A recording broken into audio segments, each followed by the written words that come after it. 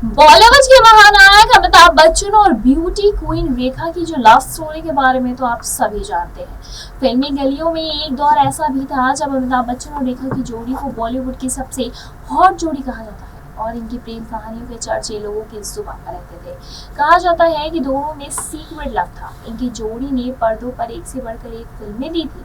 काम के दौरान ही दोनों के बीच नजदीकियां बढ़ी। अमिताभ ने तो कभी रेखा के संग प्यार को कबूल नहीं किया, लेकिन रेखा आज भी दिल ही दिल में उनको अपना मानती है।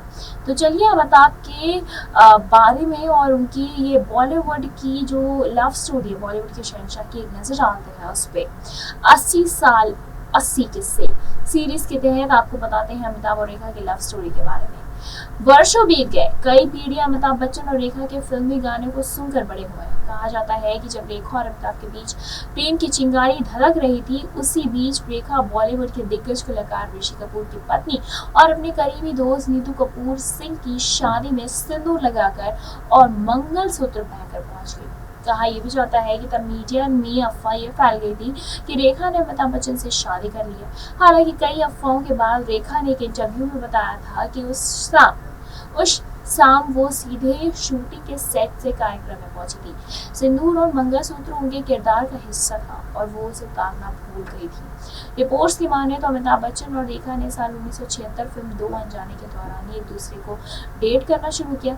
इनकी रियल लाइफ केमिस्ट्री का अंदाजा लगा लोगों को उस वक्त हो गया जब फिल्म गंगा की सौगंध के सेट पर रेखा के साथ बदसलूकी करने पर अमिताभ ने अपने को स्टार पर अपना आपा खो दिया, जिसके बाद से ही दोनों को लेकर उड़ती अफवाहों ने सुर्खियां पकड़ ली थी। हालांकि अमिताभ और रेखा ने कभी भी सार्वजनिक तौर पर इस बात को कबूल नहीं किया। वो तो फिल्म सिलसिला के डायरेक्टर यश चोपड़ा ने दोनों के रिलेशनशिप को लेकर खुलासा किया था। बताते चले कि एक इंटरव्यू के दौरान ही रेखा ने अपनी और अमिताभ बच्चन के रिलेशनशिप पर एक बड़ा खुलासा किया था। उन्होंने कहा था कि किसी को इसकी फिक्र नहीं है कि मैं क्या चाहती हूँ, मैं तो दूसरी औरत हूँ ना। उन्होंने जया पर भी बिना नाम लिए निशाना साधा था और उन्होंने कहा था कि दूसरा इंसान तो सबकी नज़र में बेचारा बना हुआ है। कोई ऐसे शख्स के साथ एक छत के नीचे कैसे रह सकता है जब वो जानता है कि वो दूसरे से प्यार करता है। जब दोनों के अफेयर की खबरें आग की तरफ फैल रही थी तब भी अमिताभ बच्चन खामोश थे, लेकिन ये खबरें जया के कानों तक पहुंच गई थी। और एक बार जब अमिताभ बच्चन घर पे नहीं थे तो जया ने एक रात रेखा को अपने घर पर खाने पर बुलाया। तब रेखा को ये लगा था कि शायद वो उन्हें खूब खरी खोटी समझ सुनाएंगी, लेकिन जब रेखा जया के घर पहुंची तो उन्होंने रेखा का खूब आदर सत्कार किया, रेखा को खाना खिलाया और घर भी दिखाया। जब रेखा वापस जा रही थी तो जया ने उनसे सिर्फ ये एक बात कही, जिसके बाद रेखा की जिंदगी पलट गई। जी हाँ, जया ने कहा मैं अमित को कभी नहीं छोड़ूंगी। जया की इस बात ने साफ कर दिया था कि रेखा कभी भी अमिताभ को नहीं छोड़ेंगी और रेखा कभी भी अमिताभ की नहीं हो पाएगी। अमिताभ और रेखा ने आखिरी बार सिलसिला फिल्म एक साथ की थी, उसके बाद दोनों कभी भी साथ में नजर नहीं आए। लोगों का ये भी कहना है कि सिलसिला फिल्म अमिताभ और रेखा की असल जिंदगी की कहानी पर बेस्ड है और इस फिल्म के बाद ही अमिताभ और रेखा के बीच दूरी आ गई। आज भी दोनों जब वे कहीं एक साथ दिखते हैं तो एक दूसरे से नजर चुराते रहते हैं। जया ने अमिताभ को पुणे फिल्म इंस्टीट्यूट में देखा था और उस समय अमिताभ स्ट्रगल कर रहे थे। उनकी पहचान हरिवंश राय बच्चन के बेटे के तौर पर हुई थी और अमिताभ की पर्सनालिटी ने जया का ध्यान खींचा। इसी दौरान जया की तस्वीर एक ग्लॉसी मैगजीन के कवर पर दिखाई दी और इसने उनकी जो प्रेम कहानी के लिए एक ट्रिगर के रूप में काम किया। जब अमिताभ की नज़र इस कवर पर पड़ी तो उन्होंने जया भादुड़ी के ऊपर गौर से नज़र डाली और इस संयोग से ही कहे या फिर क्योंकि जया उनकी सपनों की महिला थी और उन सभी विशेषताओं से मेल खाती थी। जया पारंपरिक और आधुनिक मूल्यों का एक आदर्श संतुलन थी। इसके अलावा अमिताभ एक्ट्रेस की खूबसूरत आंखों से काफ़ी अट्रैक्ट हुए थे और इसे कहीं ना कहीं उनके दिल में प्यार की घंटी बजी। बहुत बाद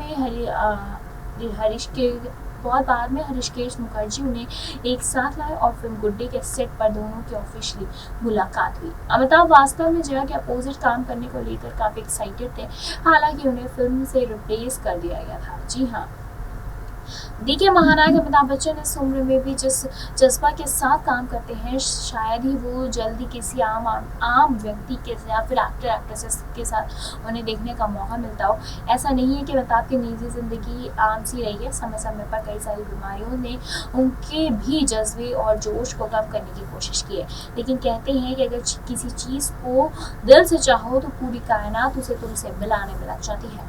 अमिताभ बच्चन टीवी के सुपरहिट शो कौन बनेगा करोड़पति होस्ट करते हैं। इसी दौरान वो अपनी ज़िंदगी से जुड़ी कई सारी खट्टी मीठी यादों को भी अपने फैंस के साथ शेयर करते हैं। शो के 15वें सीजन में उन्होंने बताया था कि वो एक बार माइस्थीनिया ग्रेविस नाम की एक बीमारी से पीड़ित हो गए थे। इस बीमारी के बाद उन्होंने अपने एक्टिंग करियर को बीच में ही छोड़ने का फैसला कर लिया, लेकिन निर्देशक मनमोहन देसाई ने उन्हें व्हील चेयर पर चलने वाला रोल ऑफर किया, जो कि एक अंधेरी सुरंग के अंत में रोशनी से कम ही था।